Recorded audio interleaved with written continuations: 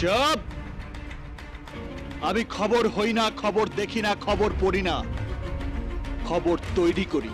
Hello বন্ধুরা, আশা করি সবাই ভালো আছেন। আজকের ভিডিওতে আমরা জানবো ঢালিউড সুপারস্টার শাকিব খানের জীবনের গল্প, কিভাবে এক সাধারণ ছেলে হয়ে উঠল বাংলাদেশ চলচ্চিত্রের কিং। তার শৈশব, ক্যারিয়ারের উত্থান, ব্যক্তিগত জীবন এবং ভবিষ্যৎ পরিকল্পনা নিয়ে সবকিছুই বলবো এই ভিডিওতে। তাই ভিডিওটি সম্পূর্ণ দেখুন আর লাইক, শেয়ার এন্ড সাবস্ক্রাইব করতে ভুলবেন না।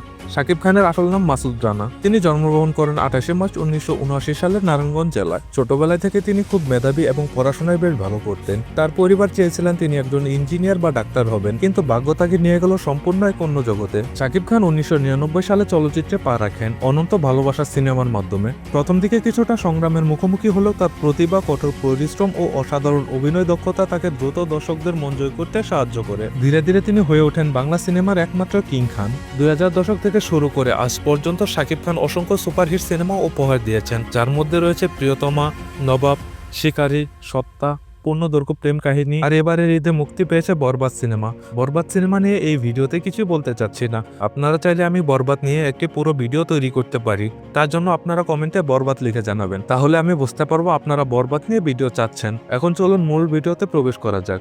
শাকিব খান শুধু বাংলাদেশেই নয়, ভারতের ঢালিউড ইন্ডাস্ট্রিতেও কাজ করেছেন এবং ব্যাপক জনপ্রিয়তা অর্জন করেছেন। শাকিব খানের ব্যক্তিগত জীবন নিয়েও অনেকবার আলোচনা এসেছে। তিনি জনপ্রিয় অভিনেত্রী অপু বিশ্বাসকে বিয়ে করেছিলেন এবং তাদের এক পুত্র সন্তান রয়েছে।